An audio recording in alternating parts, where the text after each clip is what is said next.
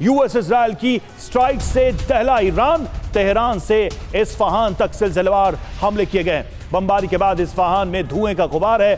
Tehran के अलग अलग इलाकों में आग लगी है। और यूएस इजराइल ने ईरान पर एयर स्ट्राइक की है। ईरान के अहवाज प्रांत में घातक प्रहार किया है। कब्जे वाले कुनेत्रा में सैन्य ठिकानों पर हमले किए गए।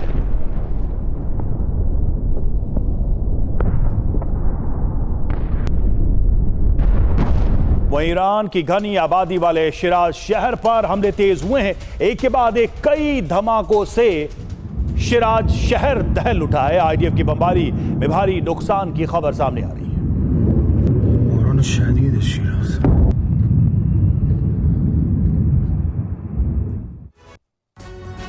और देखिए, अमेरिका एक और विमान वाहक पोत भेजेगा मध्य पूर्व में बहुत जल्द। जी हां, बहुत जल्द अमेरिका का ये यूएसएस बुश मध्य पूर्व पहुंचेगा और युद्ध के बीच यूएसएस बुश की तैनाती होगी।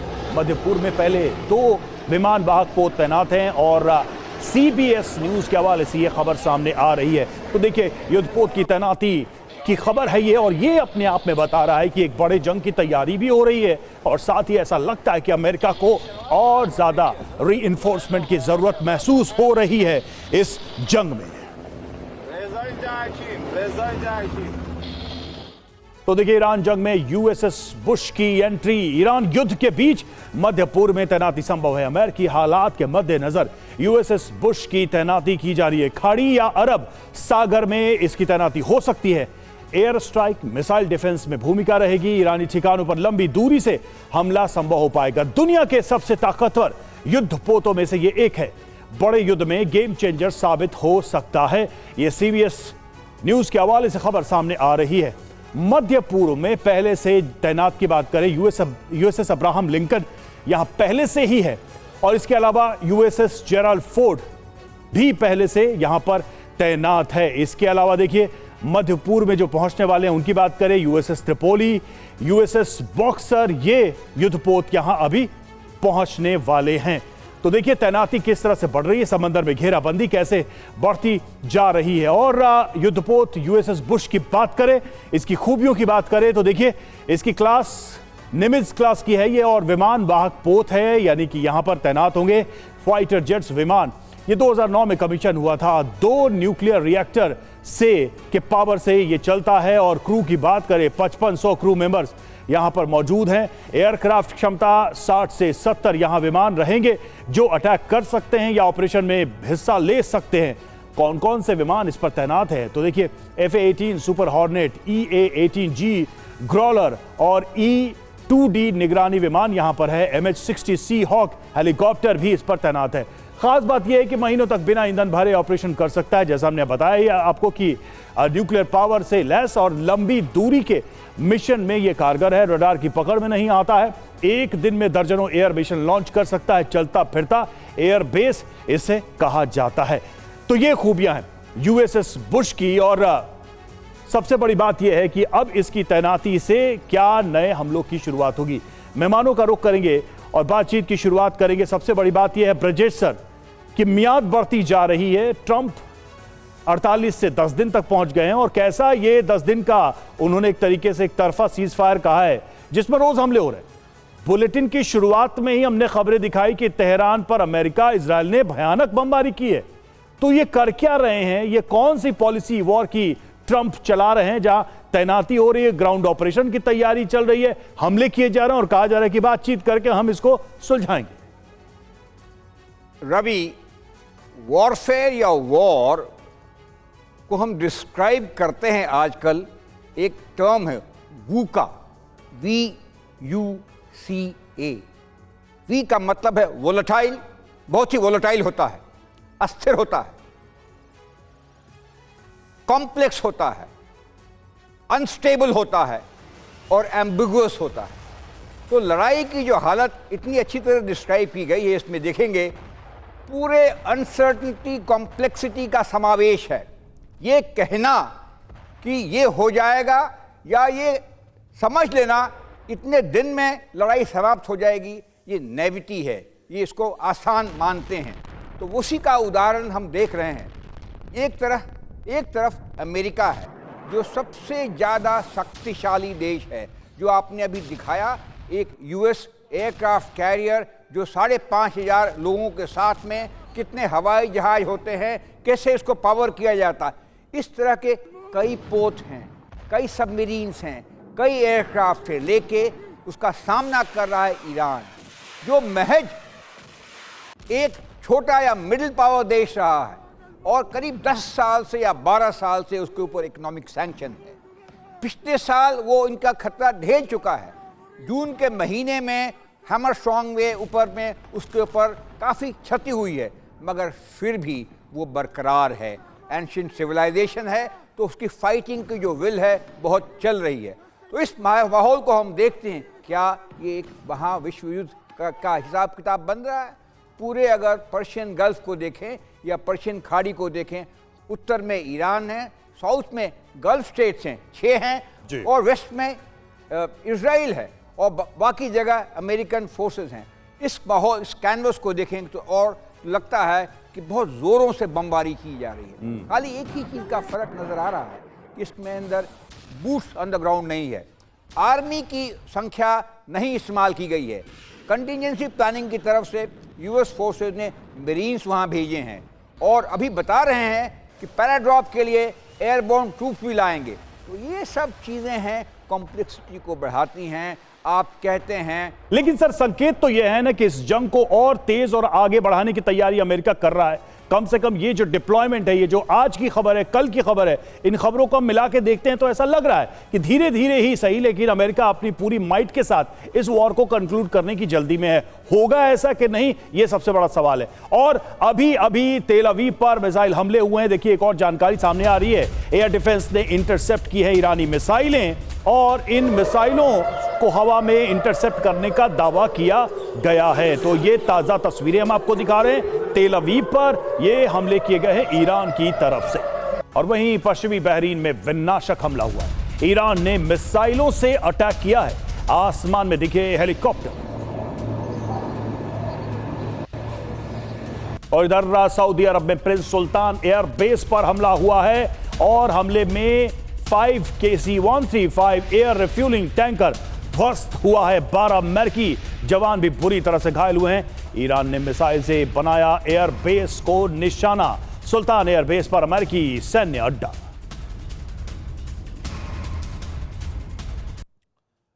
तो देखिए सैटेलाइट से जो तस्वीरें हमें मिली हैं वो तस्वीरें हम आपको दिखाएंगे बिग वॉल के माध्यम से। सऊदी अरब में अमेरिका को यह नुकसान हुआ है, और यह दावा ईरान ने किया है। हमले से पहले और हमले के बाद की तस्वीरें भी आपको हम दिखाएंगे। ये देखिए 2 तस्वीरें हैं, साफ आप देख सकते हैं। एक तो हमले से पहले की तस्वीरें, आप देखिए यहां पर ये जो एयरक्राफ्ट है जिसमें रिफ्यूलर भी बताया जा रहा है वो भी यहां पर मौजूद है। अब देखिए हमले के बाद जो सैटेलाइट तस्वीरें सामने आई है वो देखिए, ये लाल घेरे निशान जो हमने येलो एंड रेड में जो निशान बनाए हैं उसमें आप देख सकते हैं। कंपैरिजन अगर करें इन तस्वीरों में तो साफ दिख रहा है कि यहां पर वो पार्क है, और यहां पर आप देखिए बड़ा धमाका, बड़ा गड्ढा, एक ब्लर सा साइट दिखाई देता है। सैटेलाइट इमेजेस में ऐसी ही चीजों से पता चलता है कि यहां पर डिस्ट्रक्शन हुआ है और क्या नुकसान हुआ है। जल्दी से हम देख लेते हैं। देखिए 3 KC-135 एयर टैंकर, उसका नुकसान हुआ है, जो तस्वीरों में हम आपको दिखा भी रहे हैं। आप देखिए यहां पर वो पार्क थी, और इसके अलावा 3 एयर टैंकर ध्वस्त किए गए हैं, 2 एयर टैंकर क्षतिग्रस्त हुए हैं। एरो के माध्यम से हम बता भी रहे हैं कि वो कहां कहां पार्क थे और कहां का नुकसान हुआ है उनको। तो ये तस्वीरें बता रही हैं कि किस तरह से सऊदी में ये नुकसान हुआ है अमेरिकी बेस पर, और अमेरिका पर ईरान का डायरेक्ट हमला। जी हां, कहां कहां हमला हुआ है ये देखिए। प्रिंस सुल्तान एयरबेस सऊदी अरब में अटैक किया गया है, और उसमें क्या नुकसान हुआ है वो हमने आपको दिखाया। क्यों हमला किया गया?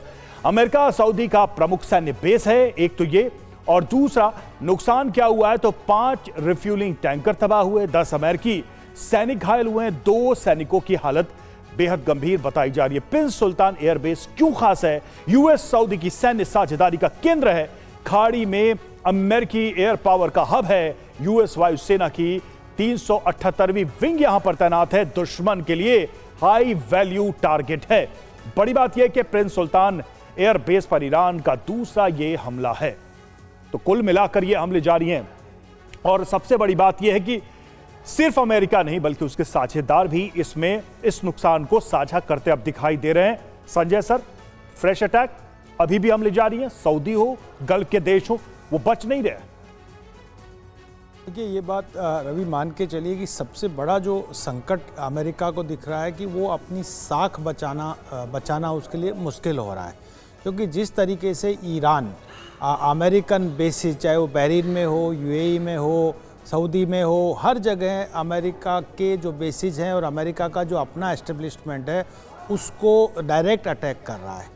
और एक जो सबसे बड़ा रिफ्ट यहाँ पे पैदा हो रहा है वो ये हो रहा है कि इजराइल युद्ध को कंटिन्यू करना चाहता है, अमेरिका साख बचाना चाहता है, लेकिन जो गल्फ कंट्रीज हैं, खासकर जो गल्फ कोऑपरेशन काउंसिल के जो लोग हैं, वो अपने आप को एक तरीके से उनमें एक नया फियर साइकोसिस क्रिएट हो गया जब से अमेरिका ने कहा कि हम नेगोशिएट भी कर रहे हैं, हम डिप्लोमेटिक चैनल भी खोल दिया है, हमने अपना जो 15 पॉइंट्स जो फॉर्मूला दिया है उस पे हम पाकिस्तान के माध्यम से नेगोशिएट करने का कोशिश कर रहा है। वहाँ पर रिफ्ट क्या आ रही है कि जो गल्फ कोऑपरेशन काउंसिल है वो कहते हैं कि हमको भी नेगोशिएशन की पार्टी बनाया जाए। अगर वो नहीं होगा तो वो बेसिकली उनको यही है कि कहीं अमेरिका ऐसे जगह पे विड्रॉल ना कर दे कि ईरान एक हमेशा के लिए उनके लिए खतरा पैदा हो जाए। तो ये कई तरीके की जो इशू चल रहे हैं कि अमेरिका को। लेकिन सर, आप मानते हैं कि गल्फ कंट्रीज पर ये जो प्रेशर बनाने की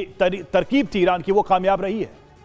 नहीं, वो बिल्कुल निश्चित रूप से कामयाब रही, तभी ना उन्होंने कहीं इजराइल पे, अमेरिका पे उतने बड़े अटैक नहीं हो रहे हैं। इतने बड़े अटैक जो गल्फ कंट्रीज हैं, जो सऊदी अरबिया है, यूएई है, बहरीन है, कतर, इन पे जो हो रहा है वो उसका ईरान का टैक्टिक यही था कि जब तक आप पूरे रीजन को आप इन्वॉल्व नहीं करेंगे, ना आपको डिप्लोमेटिक रिलीफ फायदा होगा, ना ही आपको जो गल्फ कंट्रीज है, क्योंकि सबसे बड़ा जो थ्रेट अमेरिका किस एक्सक्यूज के माध्यम से ईरान को डैमेज कर रहा था कि इजराइल को तो है ही एग्जिस्टेंशियल थ्रेट, लेकिन पूरे जो गल्फ रीजन है, गल्फ कंट्रीज, बिल्कुल सर, और उसका दबाव इन गल्फ देशों पर दिख रहा है, गल्फ देशों का दबाव अमेरिका पर भी दिख रहा है। सवाल यह है कि इस नुकसान के बर्डन को वो कहां तक, कब तक और कितना सह पाएंगे। और देखिए, लेबनान से हाइफा शहर पर कई हमले हुए। खबर आ रही है हाइफा को लेकर, हाइफा के रिहायशी इलाके पर रॉकेट्स दागी गई हैं। हिजबुल्लाह ने पहले से तेज किए रॉकेट हमले। और ईरान जंग पर जर्मन चांसलर का दावा सामने आया है। ईरान में सत्ता परिवर्तन करना मुश्किल है। 1 महीने की जंग में ऐसे संकेत नहीं दिख रहे। इतिहास में भी ऐसी कोशिश गलत साबित हुई है। मर्ज ने अफगानिस्तान का उदाहरण दिया है। तो देखिए, जर्मनी से यह ऐलान सामने आया है, ईरान में ट्रंप नाकाम। क्या ये मर्ज संकेत दे रहे हैं? जरा गौर करते हैं उनके बयान और उसके अर्थ पर। मर्ज का सवाल क्या है? क्या सच में अमेरिका का लक्ष्य ईरान में रजीम चेंज करना है? पहला सवाल तो यही उठता है उनके बयानों में। मर्ज का जवाब क्या है? अगर ये टारगेट है तो मुझे नहीं लगता कि आप इसे हासिल कर पाएंगे।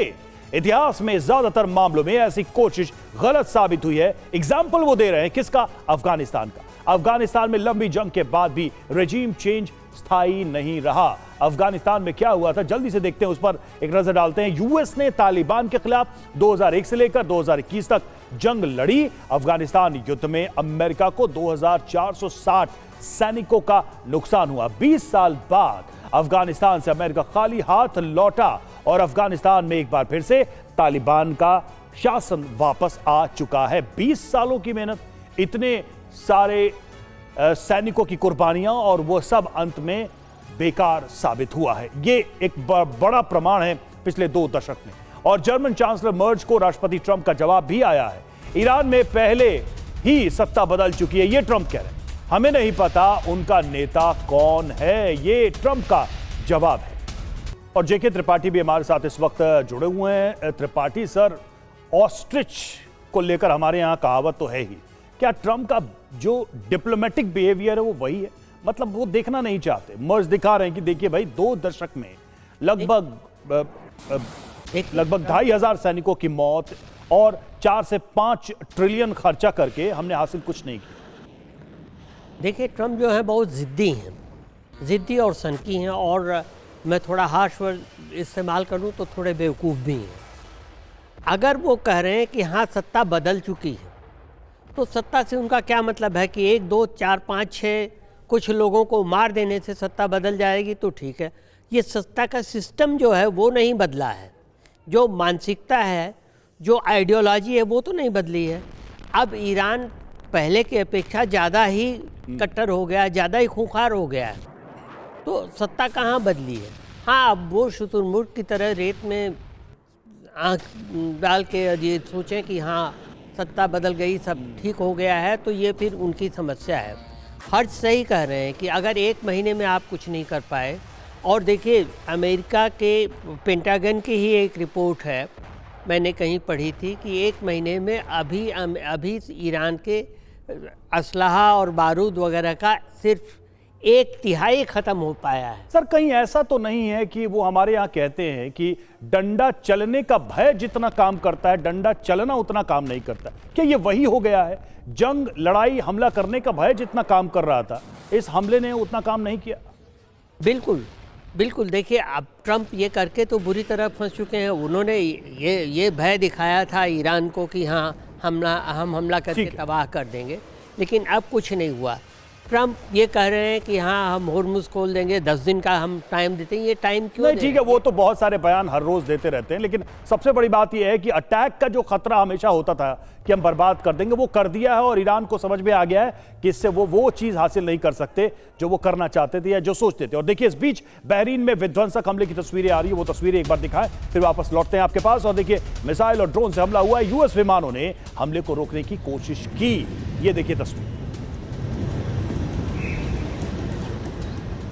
तो यूएस के फाइटर जेट्स ने इस हमले को रोकने की कोशिश की। बहरीन में यह हमला हुआ है, मिसाइल और ड्रोन से अटैक, जिनको रोकने के लिए यूएस के फाइटर जेट्स उड़ान भरते दिखाई दे रहे हैं। और ईरान के बोरू जेर्द में भीषण अटैक हुआ। अमेरिका इजरायल ने हमला किया है। हमले के बाद धुआं धुआं इलाका हो गया।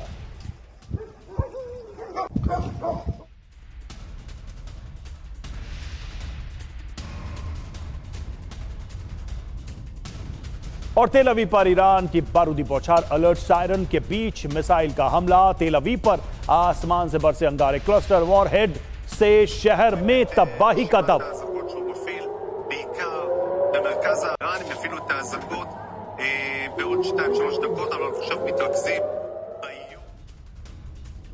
और वही लेबनान के बेरूत में इजरायली एयरफोर्स की स्ट्राइक। जी हां, बमबारी से दक्षिणी बेरूत में तबाही मची है। रिहायशी क्षेत्र में आईडीएफ ने गिराए बम। दूर दूर तक दिखा धूल और धुएं का गुबार।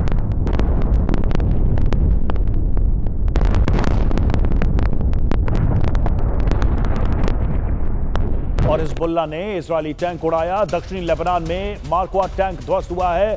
दीर सिरयाने शहर में आमने सामने की जंग। और देखिए ईरान में ग्राउंड रिपोर्ट पर अमेरिका का बयान आया है। क्या है बयान? ईरान में ग्राउंड ऑपरेशन की जरूरत नहीं है, ये रिपोर्ट में कहा गया। दक्षिण विदेश मंत्री मार्को रूबियो ने कहा है, और समय से पहले हासिल करेंगे ज्यादातर लक्ष्य। ये वो कह रहे हैं 2 से 4 हफ्ते और चल सकता है ये युद्ध, रूबियो का बयान। और देखिए ईरान में ग्राउंड ऑपरेशन, अमेरिका का यू टर्न, क्या कहा गया है मार्को रूबियो की तरफ से, जल्दी से उस पर नजर डालते हैं। ईरान में ग्राउंड ऑपरेशन की जरूरत नहीं है, वो कह रहे हैं ज्यादातर लक्ष्य समय से पहले हासिल करेंगे। ग्राउंड ऑपरेशन क्यों नहीं, उसका वो तर्क भी देखिए, उसके पीछे का लॉजिक भी समझिए। एक तो भौगोलिक चुनौती है, यहां पर पहाड़ी इलाके किले का काम कर रहे हैं, और अमेरिकी सेना के लिए जंग लड़ना आसान नहीं है उस जमीन पर। ईरान के लिए एम्बुश और गोरिल्ला युद्ध करना ज्यादा आसान है, उसकी वो तैयारी करके भी बैठे हैं। और ग्राउंड ऑपरेशन को लेकर देखा जाए, सैन्य लॉजिस्टिक ये चुनौतियां इसकी है। सप्लाई लाइन बहुत लंबी होगी, ये एक अमेरिका के लिए बड़ा चैलेंज। सैनिकों को भोजन, ईंधन, गोला बारूद पहुंचाना ये बहुत महंगा साबित होने वाले। बड़ी बात यह है कि अफगानिस्तान जैसे लंबे युद्ध से बचने की कोशिश हो रही है। ग्राउंड ऑपरेशन का इतिहास यूएस के लिए खराब रहा है।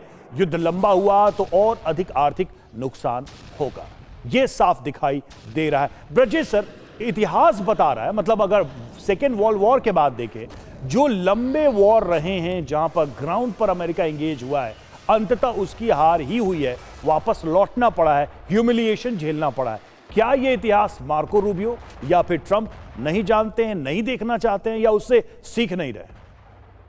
तभी ये बात सही है कि अमेरिका का रिजीम चेंज ऑपरेशंस जो रहा है,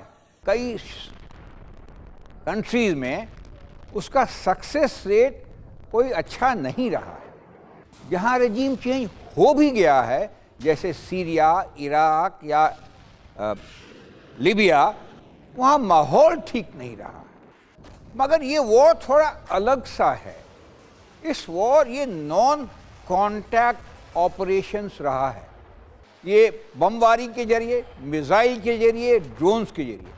हाँ, अमेरिका थ्रेटन ज़रूर कर रहा है कि हम मरीन्स को ले आए हैं, हम एयरबॉर्न ट्रूप्स को ले आएंगे, हम ये करेंगे, हम खर आइलैंड को कब्जा कर लेंगे, हम जो आपका हॉर्मुज़ है उसके शोल्डर्स को ऊपर कब्जा कर लेंगे ताकि शिपिंग चलती रहे। तो ये सब कह तो रहे हैं, मगर ये है बहुत जटिल, है बहुत कॉम्प्लेक्स। और मार्को रूबियो का भी स्टेटमेंट इसी के बारे में बताता है कि भाई देखिए, हमको 10 दिन के अंदर फला फला कर देंगे। तो वॉर के अंदर एक और लड़ाई होती है नैरेटिव सेटिंग की, उसको हम ग्रे जोन ऑपरेशन भी कहते हैं। तो ये ट्रंप कहें या ईरान के फॉरेन मिनिस्टर कहें या रूबियो कहें या हेगसेट कहें, सच्चाई उसको नहीं बताती है, सच्चाई उसके बीच में है। और जो एनालिस्ट हैं उनका काम इस क्लटर को ख़त्म करना। ये बात सही है, ईरानियों ने अपना जो जज्बा दिखाया है, जो अपना मनोबल दिखाया है, वो काबिल तारीफ है। किसी का शायद अंदेशा, ये सोच सही नहीं रहा होगा कि 30 दिन के अंदर ईरान टिक पाएगा। बिल्कुल सर, और मार पाएगा अपने दुश्मन देश अब के तो अंदर अमेरिका।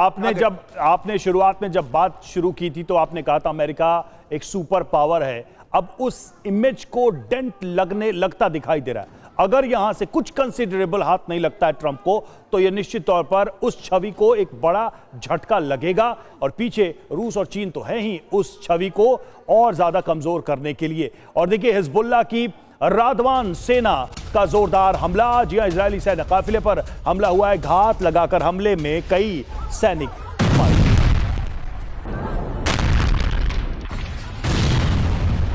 और हॉर्मुज स्ट्रेट पर राष्ट्रपति ट्रंप का तंज क्या कहा है राष्ट्रपति ट्रंप ने हॉर्मुज को स्ट्रेट ऑफ ट्रंप कह दिया। देखिए क्या कह रहे हैं, हर दिन कुछ नए शब्द, नए जुमले गढ़ते हैं। और अब वो कह रहे हैं कि जो ये स्ट्रेट ऑफ हॉर्मुज है उसको एक नया नाम दे रहे हैं, स्ट्रेट ऑफ ट्रंप।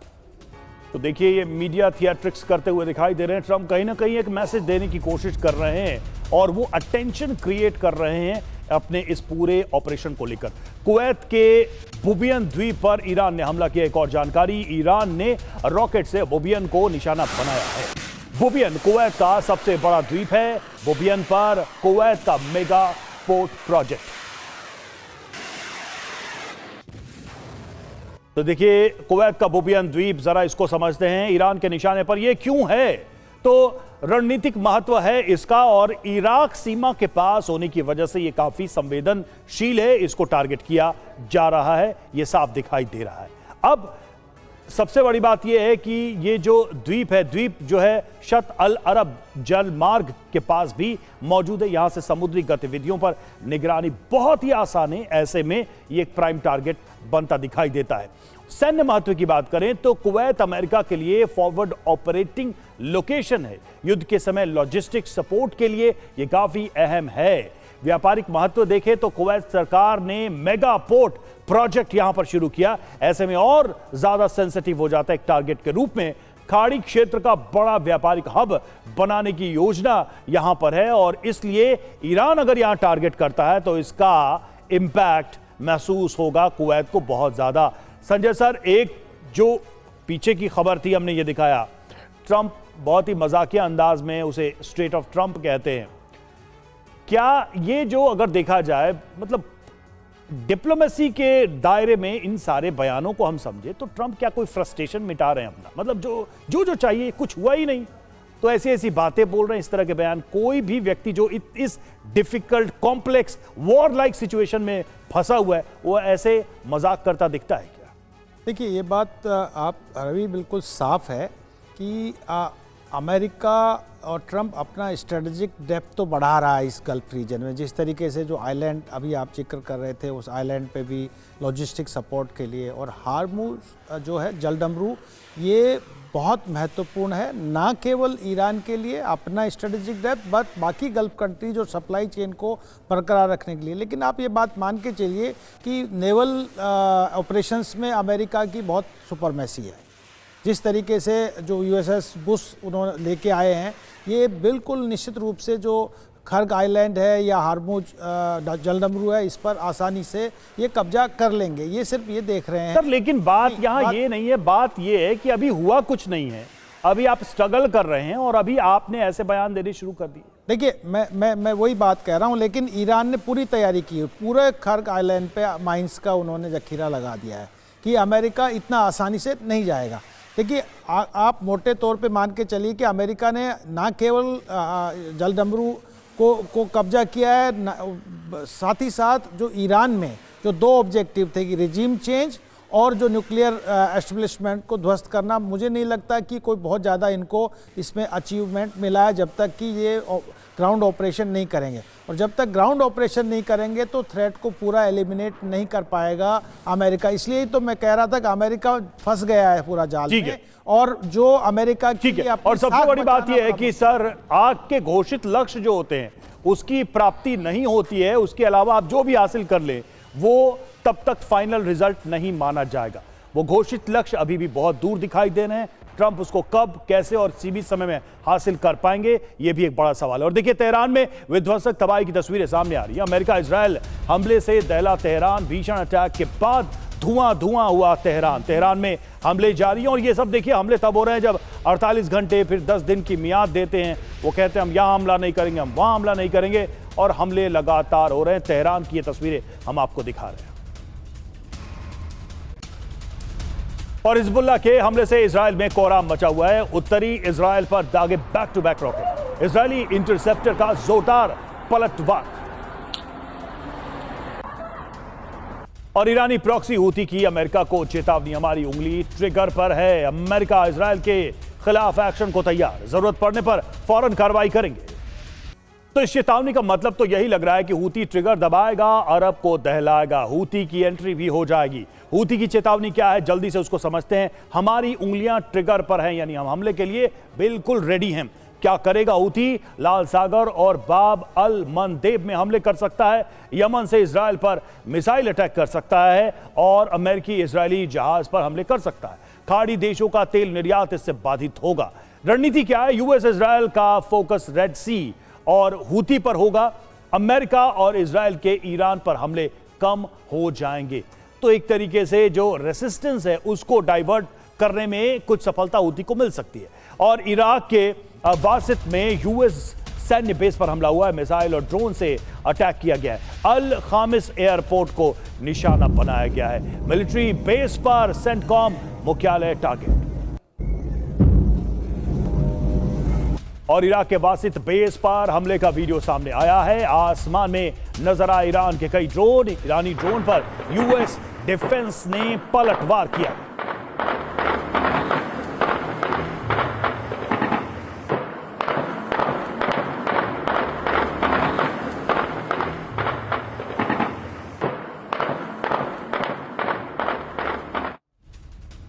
और अमेरिका को भारी पड़ रहा है ईरान युद्ध जंग में, अमेरिका को भारी आर्थिक नुकसान। अब तक की जंग में 2 लाख करोड़ से ज्यादा रुपए खर्च हुए। सेना और हथियारों का सबसे ज्यादा खर्च, पेंटागन ने $200 बिलियन का अतिरिक्त बजट। तो लगातार अमेरिका का जो खर्च है युद्ध का वो बढ़ता ही जा रहा है। यही दबाव सबसे ज्यादा इस वक्त अमेरिका पर है, क्योंकि लंबे जंग का मतलब है बहुत बड़ा बजट।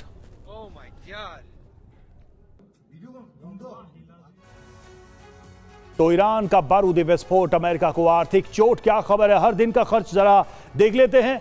तो हर दिन के खर्च की बात करें तो 74,000 से लेकर 1,20,000 करोड़ तक का खर्च यहां पर दिखाई दे रहा है।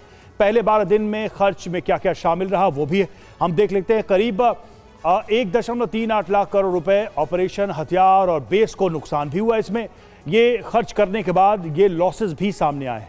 अब तक के खर्च में क्या क्या शामिल रहा? 2 से 2.7 लाख करोड़ रुपए महंगे हथियारों में टॉमाहॉक पैट्रियट SM-6 मिसाइलों में ये खर्च हुए हैं।